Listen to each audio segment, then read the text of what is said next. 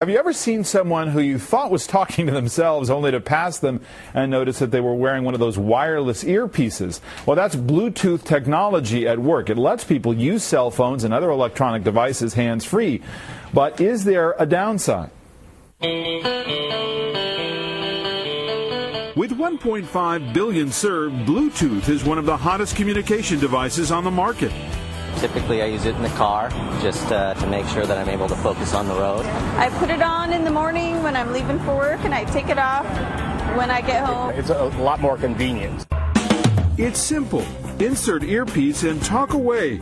And with many cities and states now requiring that you use a hands-free device while driving, the amount of people installing these Bluetooth devices is on the rise. A very high percentage of the time people speak on a mobile phone is in the car. Listen, do you want to know a secret? But how easily could someone listen into your private conversation?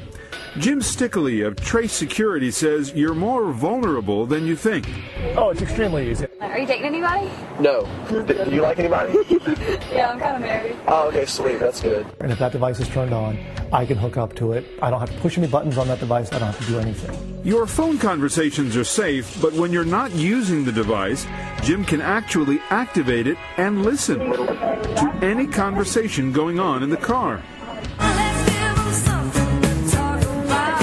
With their permission, we hacked into several Bluetooth car devices and eavesdropped just a few car lengths away. Wow. I'm absolutely blown away. I didn't realize that a Bluetooth device was transmitting all of the time where somebody could actually pick that signal up. Totally surprised. I never thought that you think your car is like your home, that it's a private environment. In another test from a Baton Rouge parking lot, we were able to connect to 10 more Bluetooth car devices in just 30 minutes. We got another one. What do you think it is? Unless that car that just pulled up right there. The Bluetooth Special Interest Group says security measures are in place, but it's up to the user to activate them. Like any security, it's as good as you make it into. If you have an alarm in your house and don't turn it on and use it, then the security doesn't help you.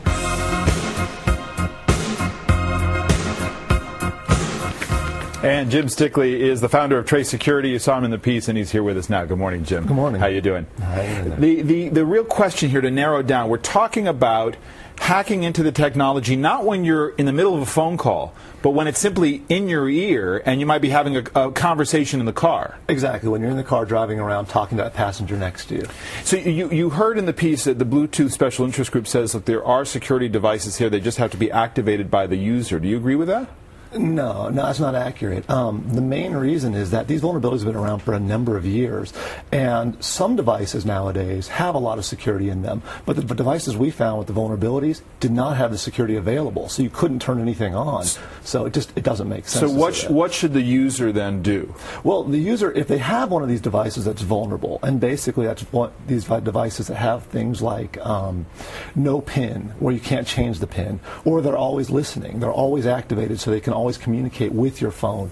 Those types of devices are very at risk, and to really do anything you'd have to turn it off, and that's it. It kind of defeats the purpose in a lot of cases as well. Absolutely. All right, but we were just pointing out some of the smaller devices are not the ones that are at risk. So point out the ones that people should be more worried about. Sure. Larger devices, the ones that are hands-free that you put into your automobile itself. Right. It sits like in the console, plugs into the cigarette lighter, that type of thing are what are at risk. The little devices that you have, these ones that hook on your ear, these are great. These are very secure. They hold up really well. They're difficult to tap into. And you know that they're secure because they'll ask for the PIN number, or they ask you for some confirmation to be paired? Sure. Not only that, but like when you walk up the first time with your phone, like on this one, I have to hold a little button down, right, and then it'll allow me to sync up with it. Well, on these larger ones, now these here are actually good devices that are being shown here, but on a lot of them that are out there, you don't have to push anything. I just walk up with my phone and I can connect right to it, and now I'm hooked into that phone.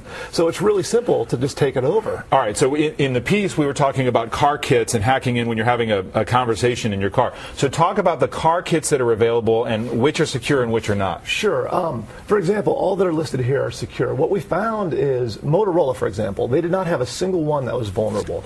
Most of the brands, some of them were a little bit less quality, and those had vulnerabilities. Their higher quality ones were generally more secure.